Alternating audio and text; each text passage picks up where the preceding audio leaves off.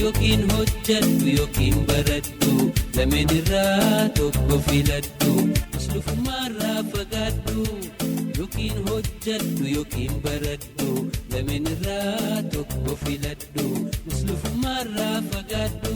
Jirra jirtuu dhageeffatoota sagantaa dargaggootaa qonni lamadaa sagantaa hirmaannaa dargaggootaati. Sagantaa hirmaannaa dargaggootaa tan irraa tana keessattis waa'ee dargaggoota as magaalaa Hararetti iddoo tana carraa barnootaa harkatanii wal qabsiifne wal qindeeffanneetu isinii dhiyaata. Dhaabbanni guddina hawaasa Oromiyaa sirna banansa sagantaa carraa barnoota bilisaa Fugug magaalaa Hararetti bakka keessummoonnii fi dargaggoonni aanaalee godina Harargee Bahaarraa hirmaatan argamanitti geggeesseeti jira. Torban dabre guyyaa akkarraadha. Dhaabbanni guddina hawaasa Oromiyaa akka lakkoofsa Itoophiyaa bara 2014 kan hundaa'ee fi yeroo ammaatis hojiilee babal'aa hojjetaa jira. Dhaabbatichi furmaata rakkoo hawaasummaa Oromiyaaf dhaabbata guddina hawaasa Oromiyaa dhaadannoo jedhuun qabatee hojjechuu irratti argama. Hojii geggeessaan dhaabbata guddina hawaasa Oromiyaa obbo Sabboonaa Xahan dhaabbanni isaanii yeroo ammaa godinaalee Oromiyaa 12 fi magaalota 8 keessatti hojii tajaajila lammummaa hojjechaa jiraachuu ibsaniiti jiran.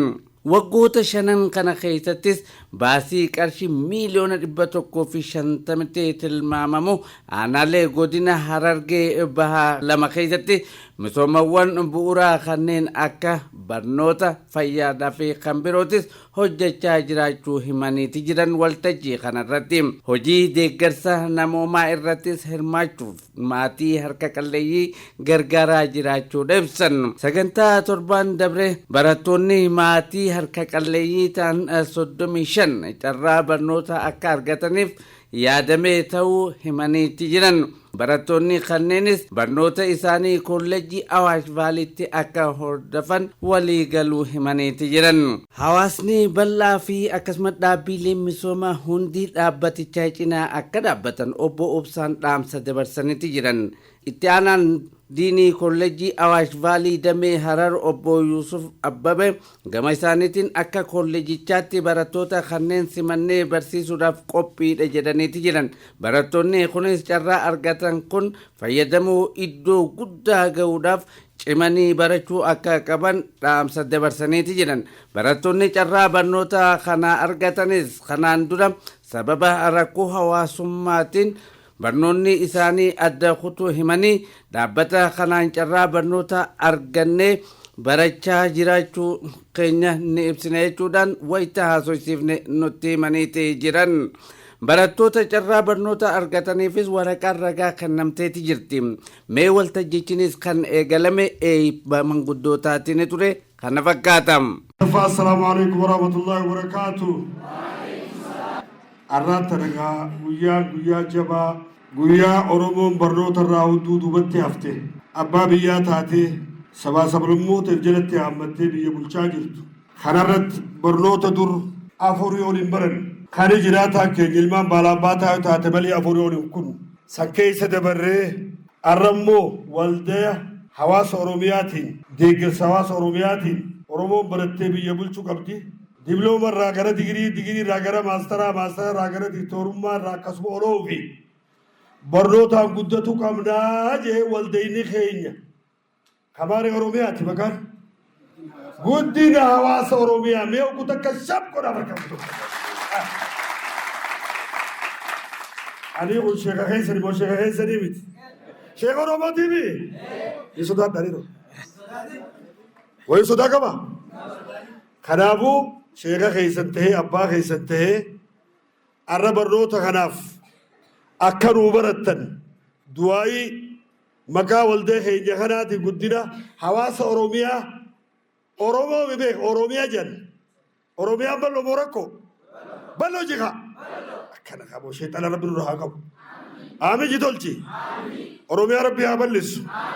Arra maqaa kanaan arra waldaa kana bira dhaabbannee waldayni qorosoon ijoo alaatti hirkatin ifitti hirkatanii rabbii isaanitti hirkatanii eegas booda ifitti hirkatanii osoo amantiin adda waliin baasin osoo gandaan adda waliin baasin osoo naannoo adda waliin baasin hawaasa keenya ka barnoota dhabaan lafatti hafe ijoollee tokkoffaa baate carraa barnoota isaaniif uumanii akka baratan nuu godhuudhaaf maqaa walta'e kanaatiin hoggu takka naa gammachiisaa jechuun barbaada.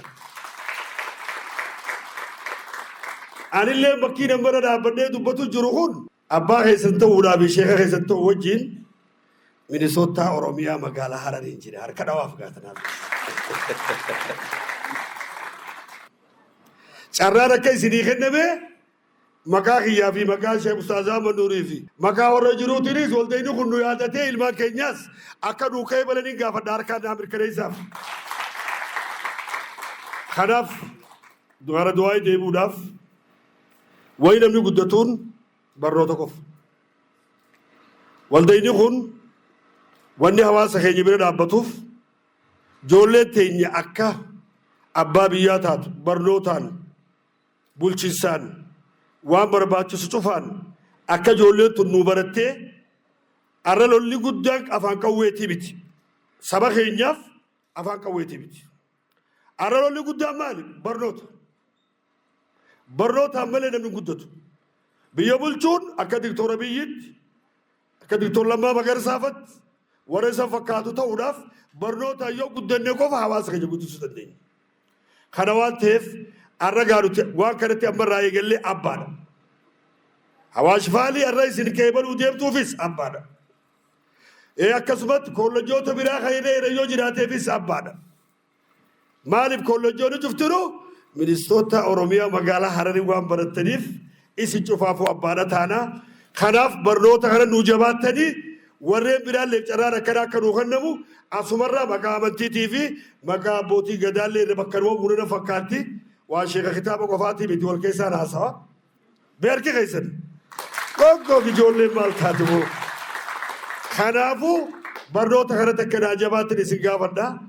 Kolleejiin Hawaash Faaliitis waan kana abbaa taate akka nuu qeebalan walda kana bira akka dhaabbannu inijoo teenyita biyya keessaati abboonni qabeenya qaxxitaa wanni kun dabruu qaba akka Oromiyaatti alaa fi keessallee dabruu qaba.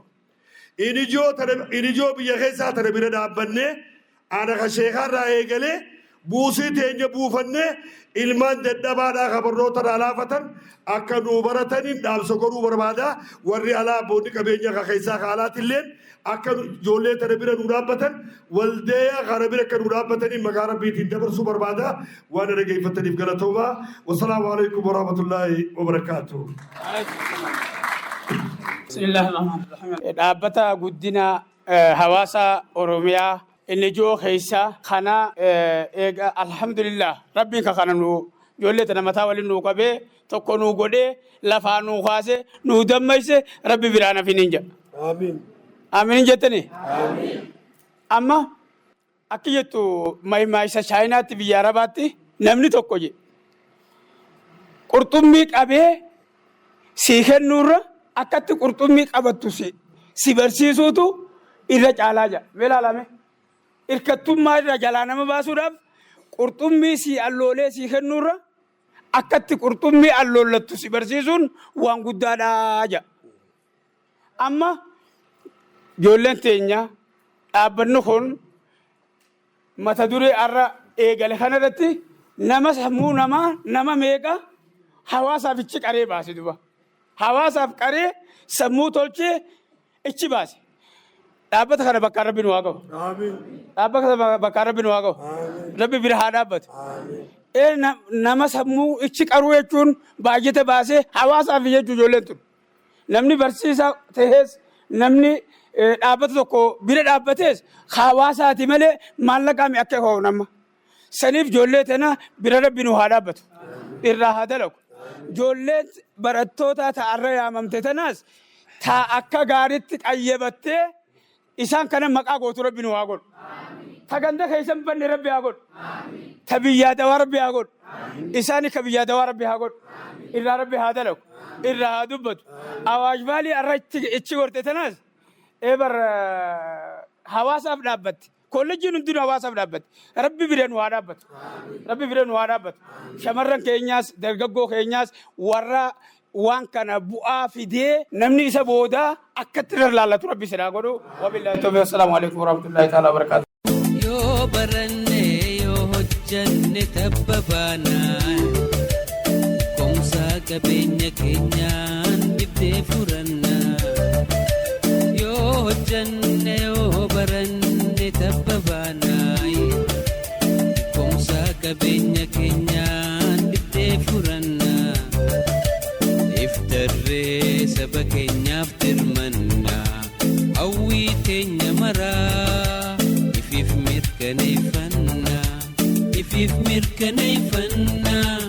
Mee ni eegallaati mee maqaa keetii fi gahee hojii teetiis eegaa ibsiteen booda dhaabbatichi keessan ka'umsarraa kaatanii maaltu dhaabbata kana hundeessuudhaaf isin kakaase akkamitti hundooytan eega hundooytanoo amma maalirratti argamu keessattuu carraa barattoota barnoota olaanaallee ilaa hanga biyya alaatti deengadagaa guyyaa barattoota Awaash Vaaliin carraa kanneefsan ibsitanii turtanii mee haasoynu.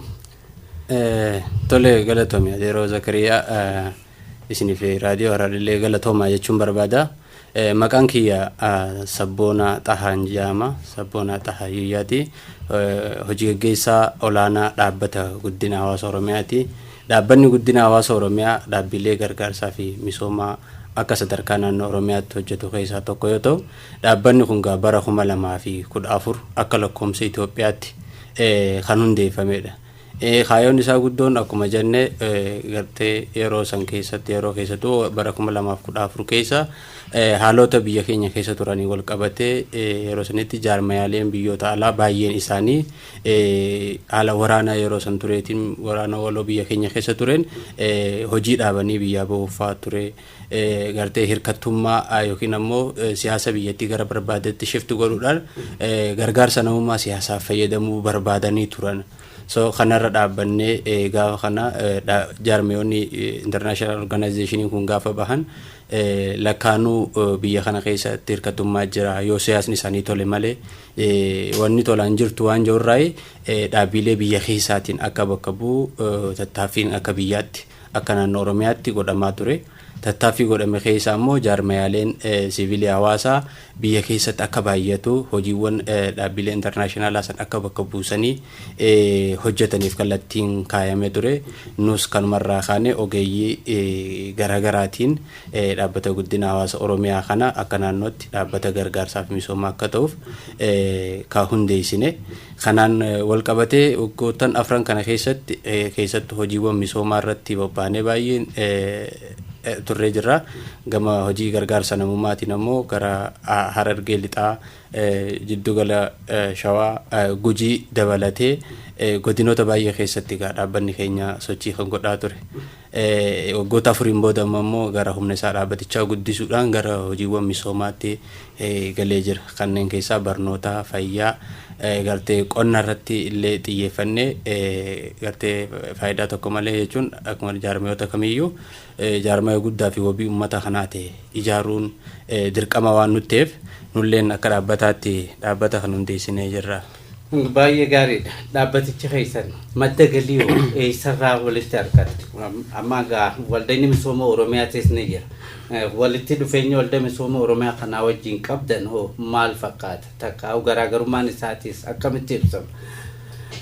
Garaagarummaa waldaa misooma Oromiyaatii fi dhaabbata guddina hawaasa Oromiyaa wal fakkeenyi isaanis hojiiwwan lachuu hojii misoomaa irratti hojjeta. Hojii misoomaa hojjennu kan ammoo xiqqoo nuti akka jaarmaya siviiliitti kan jirru. Waldaa misooma Oromiyaa ammoo waldaa ta'ee dhaabbilee misooma mootummaa keessaa tokko. Nuti ammoo dhaabbilee tumsa mootummaa warreen ta'an keessaa isaan bulchiinsi isaaniis bulchiinsa gara mootummaatiin jiru. Nu ammoo akka independent organization yookiin immoo jaarmaya bilisaa tokkotti kan sochoonu ta'uu isaatii garaagarummaa qabna. Maddi galii keenya irratti wal fakkeenyallee garaagarummaa qabna. Keessattuu dhaabbilee international organization kunis doonara fandii kan qabatus jira. Akkasumallee mootummaarraa deeggarsa mootummaa akkasumas hirmaannaa hawaasaa qabna keessattuu ammoo piroojektota jidduu kana jalqabne irratti baay'inaan deeggarsa gara alaatiin tokko malee hawaasa keenya hawaasaan deebisnee ijaaruu irratti kan xiyyeeffanne baajanni kun hundinuu hirmaannaa uummata keenyaatiin kan nu bira dhaabbate piroojeektii gurguddaa kana gara miiliyoona 150 waggoota 5 dhufanitti kan qabatame piroojeektii hirmaannaa hawaasa bal'aa Oromiyaatiin kan deebisnee uummata kana ijaaraa jirru. Gaariidha. Amma deeggarsi gara mootummaatiin isinii godhamaa jiru hoo maal fakkaata akkamitti ibsama? Gara mootummaatiin deeggarsa bal'aatu godhamaa jira. Keessattuu garteen illee akkuma jaarmaa tumsa mootummaa tokkotti gaafa biyya kana keessa sossoonu qaawota gama mootummaatiin banamuu malan jaamee jiru akka cufnuu fi jaarmeenni hundeeffamu. Maaliif mootummaa waa hunda guutuu hin danda'u waan ta'eef jaarmeeleen ni barbaachisu. Kanaaf deeggarsi sochii keenya irratti hirmaa hawaasni akka nu cinaa dhaabbatu dabalatee waajjiroota bakka deemnutti aanota deemnu godina deemnutti waajjirootas nu qubsiisuudhaan akkasumallee hawaasa biraan nu gahu hawaasas gara piroojeektii kanallee deebisee immoo piroojeektoota hojjennu kanneen akka mana barnootaaf kellaa fayyaa kanallee isaanillee deeggarsa gumaacha keessaa kan qabaatan ta'uu isaati. Dhaabbatichi amma hojjettoota aanaalee irratti namoota ramadeetti aannan qaban fakkaata kanneen gadaan ibsitanitti iftoominni dhaabbaticha keessanii hangam takka odiitii godhuudhaaf kanarratti gaafran kana keessatti akka maaliif seeta qisaasamni kan dhufne wanni godhaa jettan eeggannoodhaan wajjin. Jaarmeenii keenya wanni waggoota dhafran kana agartee hedduu takka jechuun akka jaarmaa dargaggootaati miti jechuun akka jaarmaa buleeyyiiti dargaggoota gisee hin jennu dargaggoonni yeroo hedduu wantoota hedduudha wanna jaama kana keessatti ammoo wanni manni gisee tolu tuuttoodhaan bareeda jechuun namoota gurguddaa boordii chaarmaan yookiin immoo daayirektarrii boordii dhaabbata keenya mana marii bakka bu'oota uummataatti miseensa hariiroo alaa mana marii bakka bu'oota uummataatti horee dhaabbii hariiroo alaa fi nageenyaatti obbo Saadiq Aadam Umar jaama isaaniin hoogganamna nammoo hojii gaggeessaadha so of eeggannoo jabaa waggoota afran dabre itti jirra amma immoo san caalaa ogeeyyii gurguddoo kan sadarkaa naannoo fi federaalaatti illee gahee qabaniin odii taanee akka 2017 kanatti illee ceenoo kan taasifamne bu'aa milkii tureeni waan ta'eef kan gammaatti beerarsii yookiin immoo hanqina kan hin qabanne. Maddi galii keessanii akka hin cinne fuula dura hoo ammaan tana gaa abdiin qabnu maal fakkaata ma keessatti ogaa dargaggoota hedduu baasaatti jira dargaggoota hedduu carraa barnoota hanga biyya alaatti illee leengadallee gaa waada galaafii turtanii Awaash Vaalii hojiinis gaa leengata nama 37 mukkanaan 35 kan fudhatanillee dandee beekamtee kannatanii jirtanii maddi galii keessanii kan fuuldura akka hin cinne maal irratti hirkattan? Maal seete Zakariyaa biyya tana keessatti gaafa jaarmeen tokko hundeeffamu donor based fi community based waan jaamu jira.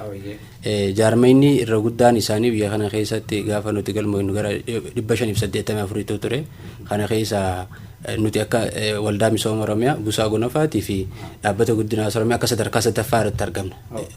Kanaafuu community based gaafa taate immoo hirmaannaan hawaasaa addan cinne waggaadhaan buusii miseensa siviilii hawaasaa waan akkasii waan qabduu fi hirmaannaan hawaasaa hanga jirutti hanga hawaasni kun jirutti addan jira. Miseensa gootanii hawaasa kan hawaasni tokkoon abbaa warraa miseensa dhaabbata keenyaati. Waggaatti buusii qaba hisaaba ji'atti baatiidhaan qarshii 10 waggaatti qarshii 120 abbaa warraa tokko kafala. Haftee ibsamuu qabdi wanni jettan waan dabalataa isaa. Wanni ibsuu barbaannu yoo jiraate dhaabbanni kun piroojeektii garaagaraa qaba. Keessattuu waan dhaabbata keenya dhaabbilee biroo irraa wajjin aadaa seenaa duudhaa fi maqaa leegaasii hayyoota keenyallee kan itti fufsiisuudha.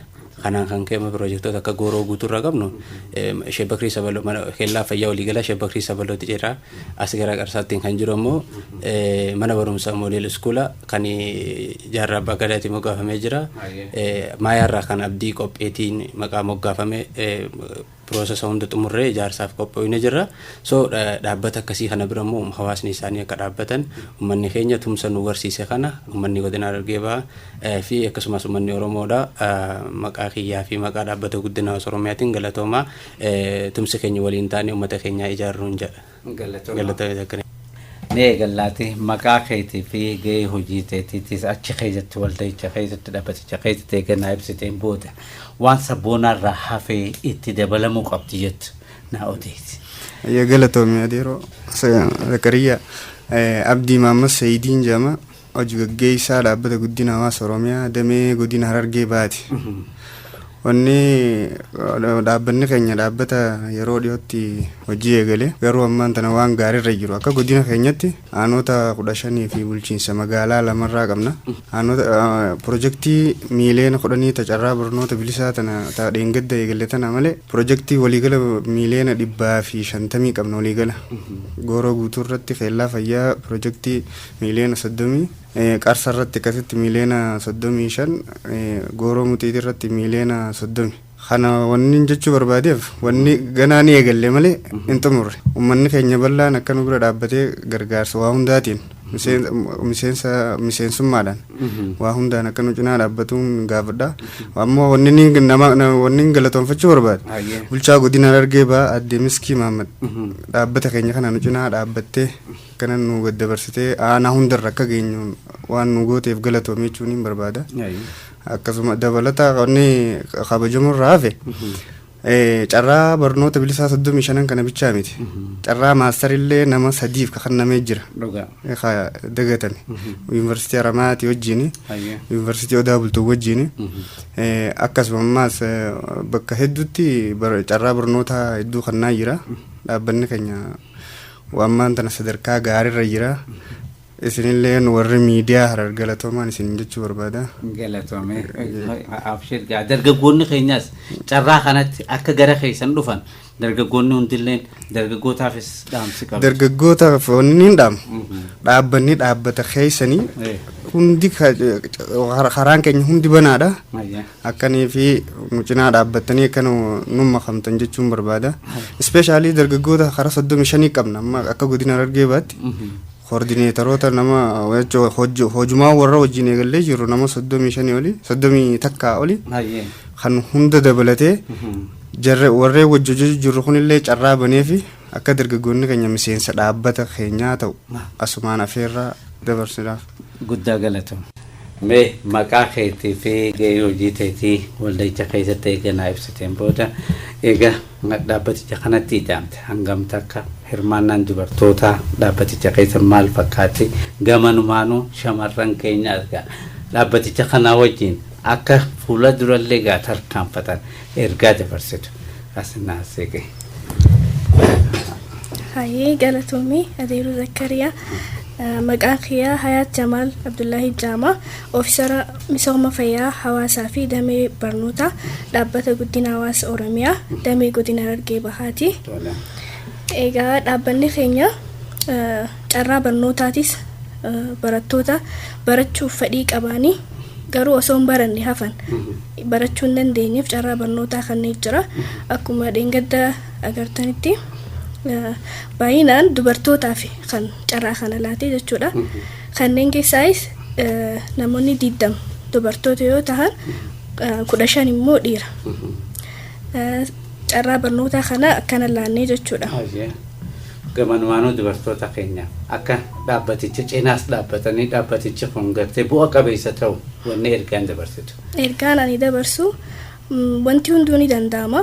Dubartoonnis baratanii hojjechuu ni danda'anii kanumaafuu jabaatanii baratanii bakka guddaa ga'uu dandeessanii warri dubartootaa hirmaadhaa irra dhaabbata keenya cinaas dhaabbattanii akka bakka guddaa waliin geenyu abdiin qaba. Galatoo. Hayyee galatoo. Barannee yoo hojjanne tabba baanaan komsaa qabeenya keenyaan dhibdee furannaa. Hojjanne yoo baranne tabba baanaayi komsaa qabeenya keenyaan dhibdee furannaa iftarree saba keenyaaf dirmannaa hawwii teenya maraa ifiif mirkaneeffannaa. Waltajjii tanarratti argamuudhaan dargaggootaaf dhaamsa kan dhaaman keessaa tokko Injiinar Farahaani inninis guyyuma san Suudii Arabiyaa irraa dhufeeti ergaa ciccimtuu tana fakkaatu dargaggoota keenyaaf dhaameeti ture kana fakkaata. Wanni hafan jirtu tajaajila dubbatanii akka carraa ta'anis konferensii idil addunyaa takkaan United Global Forum Governance irraayin hirmaadheetiin kallattumaan guyyaa 15 tasu darbee irratti qophooytu irraayin daayirektirii gama kana dhufe wanni niin jechuu barbaadu khaleessa pirezidaantiin Oromiyaa kajalqabaa Hassan Ali ture ilma Harargee akkasuma akkasii miti namni qubee irraan tana Shimallisii fi Abiyyi ittiin barreessan tolche Dr. Sheikh Mahammad Rashaad akkasuma akkasii miti khaleessa namni dhaaba yeroo jalqabaatiif tolchee dhaaba gadhaabee waa'uma dhaaba jiru konseptii isaa yaadirmee kana fide jaarraa abbaa gadaati arrammoo kafaa'oo abaa'oo PP dhaabee hedduu qabdi Oromoon kana eenyu fide nama Harargeeti akkasuma akkasii miti arrawoo bakka dur jirraa hanganumaan jechuu barbaade arrawoo bakka dur jirraa haaya wanni waan kanaan jijjiiranoo maaliin jijjiiran wanni niin jechuu barbaadu the most powerful weapon to change the world is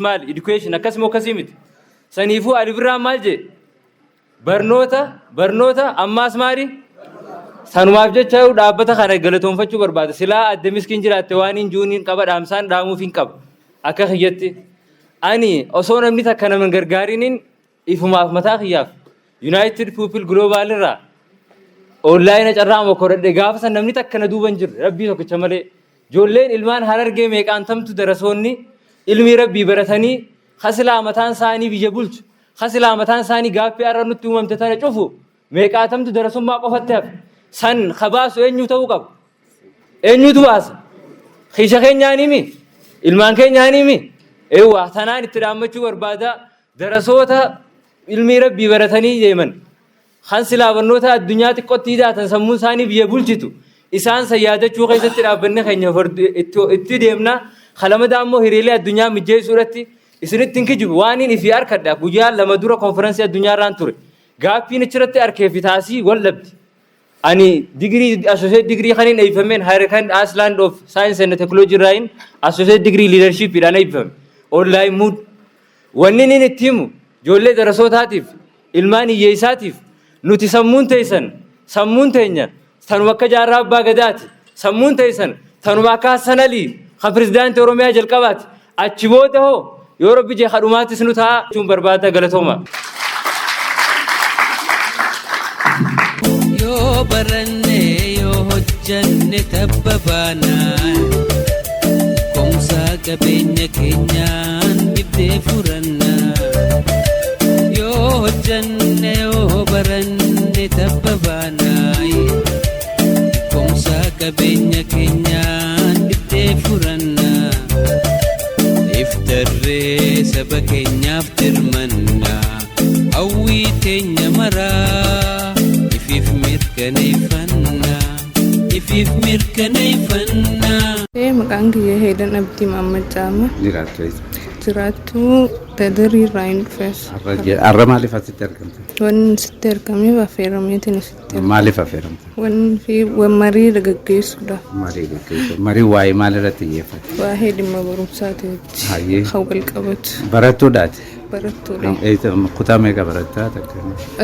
Kolleejjii Awaash Baalii. Dipaartimentii Farmaasiitiin barataa. Farmaasii barataa jiru. Mee carraa kana akkamiin argachuu dandeesse? Akkamiin gaggoota takka shamarran achi jiran keessaa filamtee carraa kana argachuu dandeesse? Carraa kana akkaataan itti argachuu danda'e sababa kilaasii keessatti namootni muraasni asirratti waan affeeraman jiraniif namootni muraasni kilaasii irraa namni yoo kam xiqqaate inni fudhan. Harkamaa jaanii sababa saniin carraa kana argadhee as dhufee jechuudha. As dhufuu daran carraa barnootaa akkamiin argachuu dandeesse? Carraa barnootaa akkaan itti argachuu danda'e kolleejjii eegaan dhufee jechuudha. Eegas booda asitti galmoomne affeerraa isaan simannaan godhanii carraa isaan asitti argachuu danda'e. Mee waa'ee carraa irraa naasa carraa sana akkamitti argachuu akka dandeesse? Carraa kolleejjii kana dhufuumu. Lakki carraa amma bilaashitti barachaa jirtu. Bilaashi akkamiin bilaashitti akka barattu akkamiin argachuu dandeesse? Carraa kana isa argachuu baatte maali? Osoo carraa kana argachuu baatte maatiin teessi barsiisuu danda'u? Moo osuma kanarratti? carraa kana argachuu hiyyaaf baay'een itti gammada. Maatiin teessan silaasee barsiisuudhaaf duraan eegaa warri keessan si barsiisuu eegalee carraa kana argatte dhaabbatichaatu carraa kana si kan akka barattu. Bilaashitti. Jechuun kan akka nama takkaatti maatiin hiyyaas na gargaaru jiru. Akkas. Mee arraa maqaa naa himiti. Arra aanaa kamirraa akka dhuftee eeganaa ibsiteen booda arra gaafannoo dhaabbanni furmaata rakkoo hawaasummaadhaa kan as magaalaa Hararitti waltajjii gaggeessaa jira.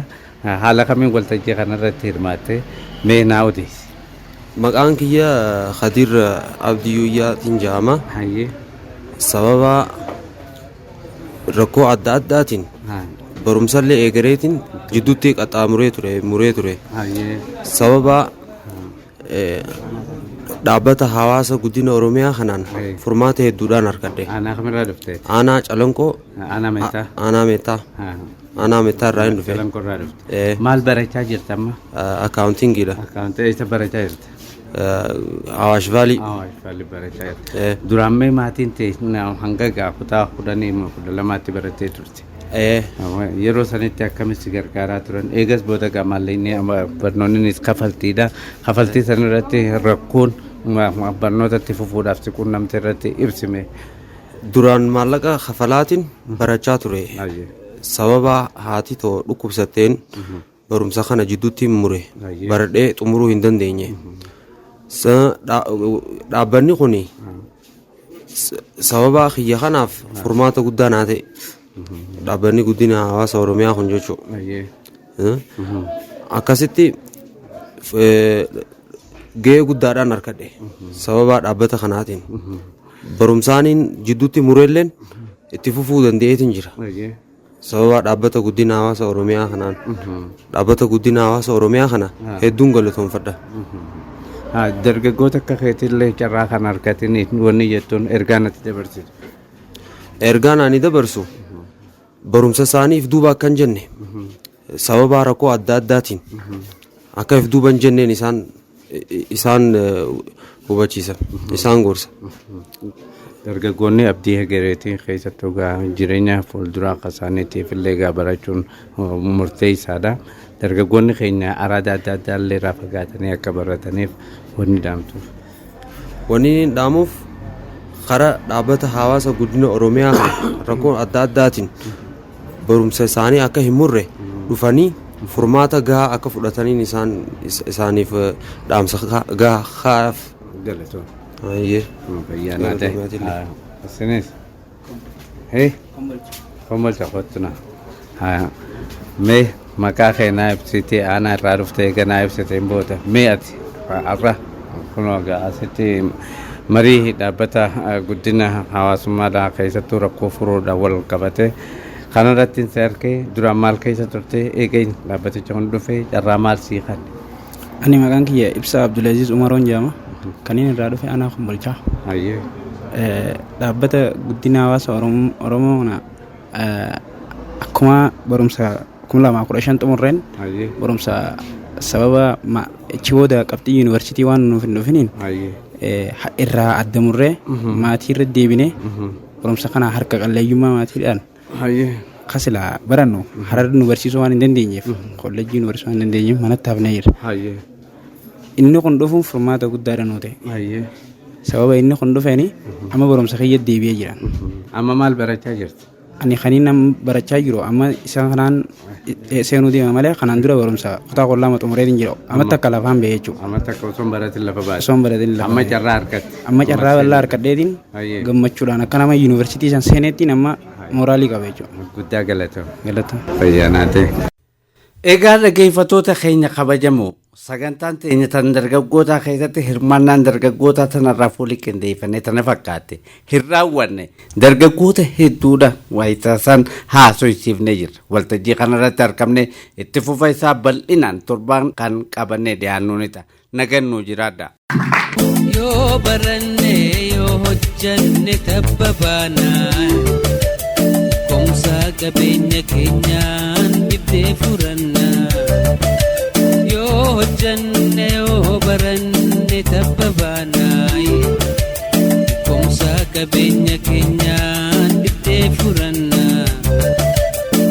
darree saba keenyaaf dirmanna hawwii teenya maraa ifiif mirkaneeffanna ifiif mirkaneeffanna. Maqaan kiyya Heedan Abdii Maammaccaa.